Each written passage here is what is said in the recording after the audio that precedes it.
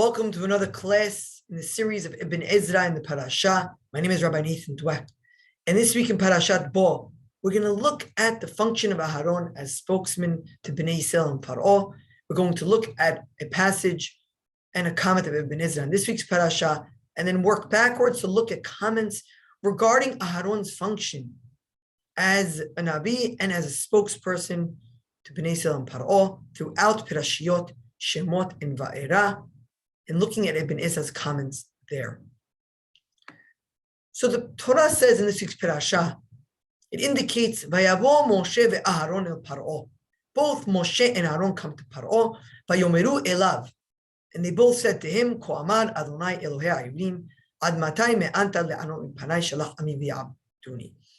Right? Both of them come to Paro, in front of Paro, and say to him that God of the Hebrews, said, how long you refuse to humble yourself before me, let my people go that they may worship me. And Ibn Ezra comments over here, Yada'nu ki lo yavo Moshe el Paro belo Aharon imo ki hu hamelis. We know that if the Torah simply told us, Vayavo Moshe el Paro, that Moshe came to Paro, we know that he came with Aharon because he is the melis, he is the interpreter, he is the speaker on behalf of Moshe to Paro. So why does it mention Aharon here? V'yizkir ata Moshe ve'Aharon va'avur shehushvu shnehem v'kiddusham ba'Aharona shelo asa kemechol hamakot. Here it's specifically pointed out for its own reason, because as the Torah tells us that after they gave their warning, they're both brought back. Vayushav et Moshe ve'et Aharon el Paro vayomer alehem lechu ibdu Adonai Elohechem. And then finally, when Paro rejects the offer of Moshe for Bnei Yisrael to leave with everybody, including the cattle, they're both kicked out of the palace of Paro. And therefore, since Moshe and Aaron were both physically brought back and then removed, therefore the Torah brings up both Moshe and Aaron. Now, related to this point, that we all know that Moshe would not come to Paro without Aharon, we need to take a look at Aharon's role and how Aharon's role developed through the years and through the stages in terms of his relationship with Bnei Israel and how he spoke to Paro. How did Aharon reach this role? So, in Shemot Perek Dalet, we know that Moshe Rabbeinu was refusing to come to Paro and take Bnei Israel out of Mitzrayim. And in his final refusal, he says, Shelach na biyad tishlach. Send somebody else.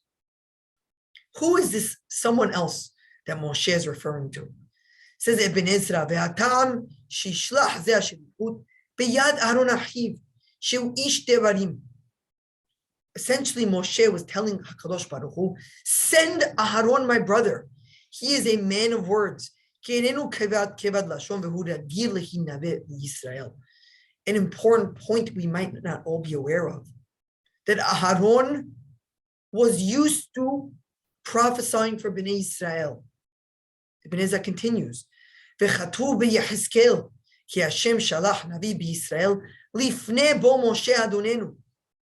Before Moshe Rabbeinu became a Navi for Bnei Israel, before the burning bush, already Aharon was a Navi for Bnei Israel. And it's written in the Torah, Vayomer Adonai el Aharon lechti kat Moshe midbara. So we know that that Aharon and God are communicating. Ve'od ki hu gadol minu b'shanim. Also Moshe is saying, he's older than me, my brother. Ulai yihar lo sheyeh Moshe shaliach el Paro. And then maybe Moshe is saying to God as well, he's older than me. He's an Navi already for Bnei Yisrael. They recognize him. He can speak unlike me. And therefore, God had to tell Moshe, don't worry, Moshe. When Aharon comes to see you, he will be happy with the fact that you were nominated as the Navi for Bnei Israel. Now, where in Yehezkel do we find Aharon being the Navi for Bnei Israel? It says in Yehezkel Perek Kaf, where it's listing the Averot of Bnei Israel, how in Mitzrayim they did not get rid of their Avodah Zarah. And it says that God said, I was ready to take Bnei Yisrael out of Egypt. Vayomahu Nasati yadi lahem lehosia me'eretz Misrayim. Va'omar alehem. And I said to Bnei Israel, get rid of your avodah zarah. Through who was this said? Rashi on the spot says this was Aharon HaKohen. And Ibn Ezra here is interpreting as well. When it says, I told Bnei Israel to get rid of their avodah zarah, this is God communicating through a Navi. Who is this Navi? This is Aharon. Aharon was told by God to go to Bnei Israel and tell them, get rid of your avodah zarah, and they did not listen. So already Aharon was a Navi for Bnei Israel. We see this comment come up again. When Moshe says, Lo ish devarim anochi, and it's hard for him to speak. So he thought that maybe God would make him a sign to get rid of his inability to speak, his heavy tongue. And all of a sudden God tells him, Vehoreticha, he says, I'll send Aharon achicha halevi, and he'll know what to say. Hine tama Moshe, lama lo yishalach Hashem Aharon el Paro, uba'avur ze amar shlachna be'at tishlach, umiteshuvat Hashem halo Aharon achicha halevi, yadati ki daber yidaber hu. The Torah there says, halo Aharon achicha halevi, I know that he speaks. What does that mean? I know that he speaks. Yadati ki daber yidaber hu. Meaning, I know God says that Aharon is already a Nabi who speaks to the people. However, he will become your spokesperson to Am Yisrael, telling Moshe not to worry. This clarifies to us Aharon's role, his prior role, which we might not have thought about. That those words mean Aharon is already a Navi for Bnei Yisrael in the past, previously, before Moshe ever was appointed as a leader for Am Yisrael. Now, in Shemot Perek Daled Pasuk Kav Zayin, it says, Lo hayam mitnave Aharon ki en sorech, meaning that Aharon did not get the nevuot when there's no need, meaning Moshe was the shaliach el Paro. What is Ibn Ezra talking about over here? Well, it's important to realize that up until now, Moshe was supposed to be the Shaliach to Paro.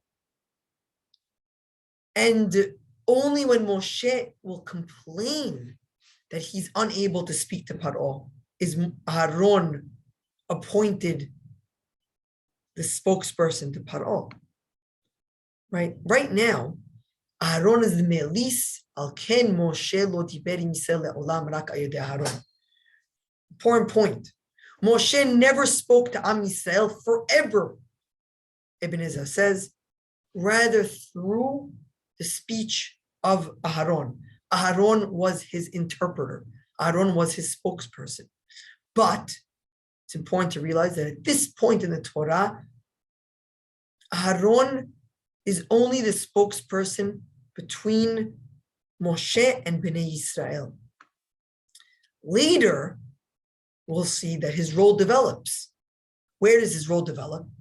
In Perek Vav, after Moshe comes to Paro, and now Paro makes Bnei Yisrael's work more difficult.